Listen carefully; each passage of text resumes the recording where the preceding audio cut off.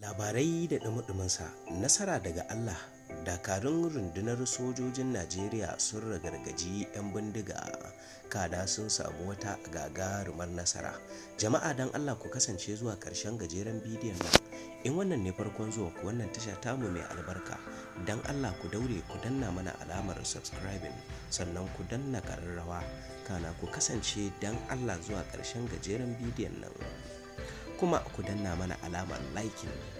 Da ɗumi-ɗuminsa, dakarun rundunar sojojin Najeriya sun ragargaji 'yan bindiga sun kuma ceto mutum 20 da aka sace aka yi garkuwa da su. Dakarun rundunar sojojin ta Najeriya sun samu nasara kan miyagun 'yan ta'adda da suka addabi mutanen jihar Kaduna ta Arewa. Sojojin sun hallaka 'yan bindigan ne mutum 4 a wani samame da suka kai a ƙananan hukumomi guda 2 na jihar.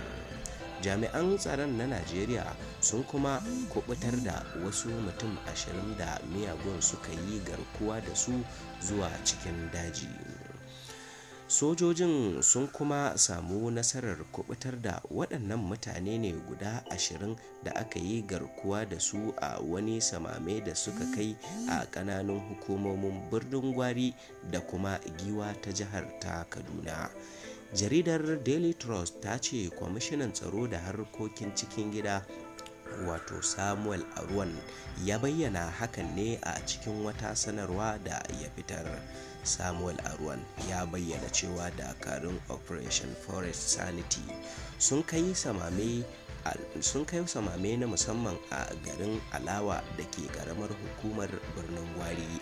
Rahotanni sun bayyana cewa rundunar sojojin sun hango wasu 'yan ta'adda da suka addabi garin Kwaga inda bayan wani musayar wuta da suka yi suka samu nasarar hallaka 'yan bindigar guda 2. Dakarun sojojin sun kuma kwato bindigogi kirar AK-47 guda 2 sai kuma jigida guda 3 da kuma babura guda 3 da rediyo guda 1.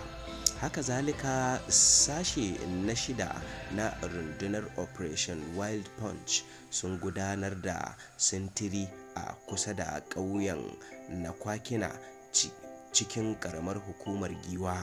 Bayan samun sahihan bayanan sirrin sojojin sun yi kwanton ɓauna a hanyar da ake zargin 'yan ta'addan na wucewa.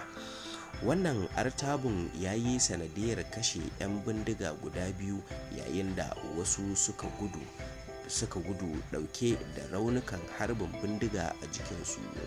Sojojin sun kuma kwato babura guda 2 da adda guda 1 da wayar hannu guda 1.